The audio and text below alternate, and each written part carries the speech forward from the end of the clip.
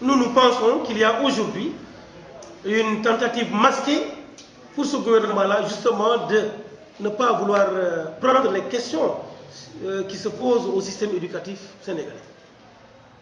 C'est à se demander si vraiment l'éducation fait partie des priorités de ce gouvernement, ou en tout cas au moins s'ils accordent assez de crédit à l'éducation malgré les conjonctures qui frappent ce secteur. Maintenant, est-ce qu'un gouvernement a le droit à vous de répondre? Nous précisons donc, nous avons fait tous les contacts nécessaires. Maintenant, bien sûr, nous avons également rencontré les différents coacteurs du système. Nous avons ainsi rencontré la COSIDEP, la FENAPES, la Fédération nationale des parents d'élèves. Nous avons également rencontré le grand cadre des syndicats de l'enseignement, toujours pour communiquer avec eux, pour expliquer notre démarche, par où nous sommes passés pour en arriver là. Nous avons également rencontré le comité national de dialogue social, secteur de l'éducation et de la formation, et d'autres acteurs encore. Et à chaque fois, l'appréciation est la même, c'est qu'aujourd'hui, il revient justement au gouvernement de prendre cette question en charge.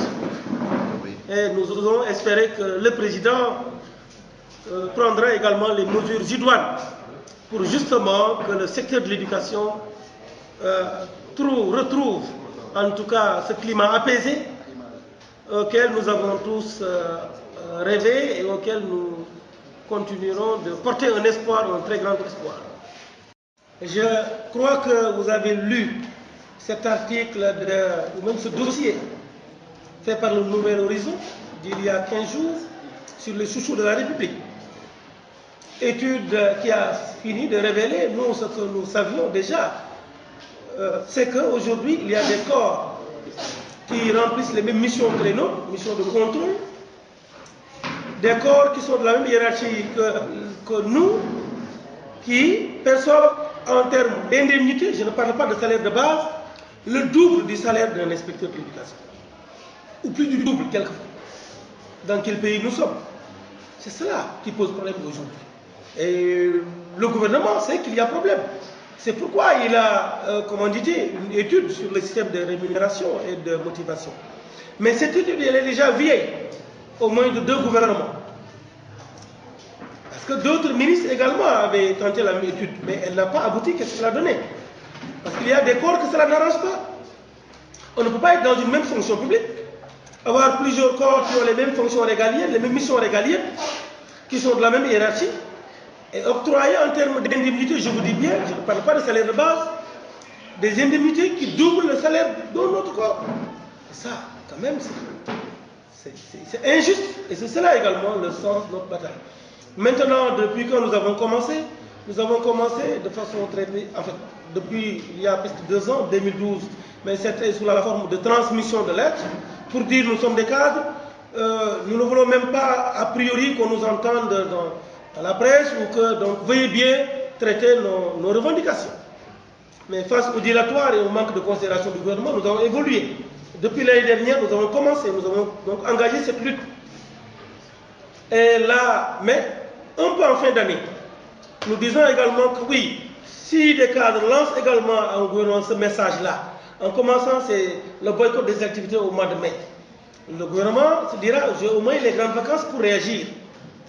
Mais là également, même dilatoire, même tentative de diversion du gouvernement qui a cherché à contourner certaines actions au lieu d'aller vers l'essentiel. Et c'est cela qui nous a menés aujourd'hui à nous radicaliser. Et là, nous ne comptons pas reculer dans l'État tant que, bien sûr, ces revendications ne sont pas prises en charge. Et nous voulons être clairs. L'année dernière, nous avions dit jusqu'à l'ouverture de négociations. Mais vu l'attitude de ce gouvernement, nous avons dit jusqu'au traitement des questions qui sont posées sur la table du gouvernement. Notre ministre de tutelle nous a reçus à 2 reprises. Nous lui avons également transmis des fiches techniques sur toutes les questions que nous posons. Ce que nous remarquons de sa part, c'est un manque de volonté, justement, à prendre en charge les questions. C'est comme s'il avait peur de prendre en charge les problèmes qui se posent à lui. Nous avons un secteur qui, je pense, demande de la part d'un ministre qui le gère quand même un peu plus de volonté à régler les problèmes. il y a des questions qui dépendent de lui, directement, et auxquelles il doit apporter des réponses précises. Il y a maintenant d'autres questions qui, bien sûr, ressortissent de la responsabilité générale du gouvernement, en tant que gouvernement. C'est alors, sur ces questions-là, c'est au ministre de la fonction publique d'ouvrir des négociations.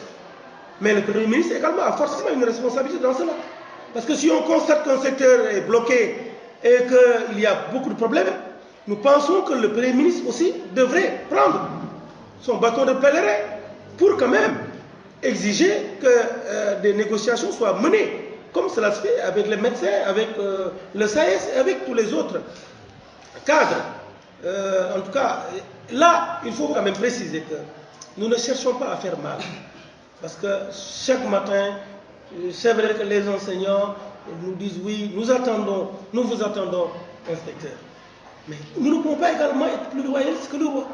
Et j'ai dit tout, en tout cas, la philosophie qui a soutenu notre action, qui a consisté à nous dire que oui, visons la fin de l'année, pour permettre quand même au gouvernement de réagir. Mais face à un gouvernement qui ne veut apparemment pas, qui ne fait pas de l'école sa priorité, avec un président qui, même dans ses discours, évite de dire qu'il n'y a pas d'émergence possible sans une éducation de qualité, nous commençons à comprendre que c'est un manque de volonté notoire à prendre en charge les questions qui se posent au système et aux inspecteurs. Et c'est cela le sens de notre lutte. Et c'est pourquoi nous n'entendons reculer devant rien, nous l'avons dit. C'est très clair, il y a un répertoire d'actions possibles que nous avons élaboré et étudié en CA. Et comme je l'ai dit, en tant que cadre, nous le disons toujours, nous ne devons pas faire tout de suite. Ces actions ont été répertoriées, les sections régionales ont été très claires sur les actions possibles, mais là, nous disons qu'il va falloir bien sûr que le gouvernement prenne ses responsabilités, sinon nous allons également devoir corser de nouveau la lutte. J'espère bien que nous n'en arriverons pas là. En tout cas, nos priorités sont claires. Il nous faut aujourd'hui aller vers le rétablissement de certaines formes d'inéquité.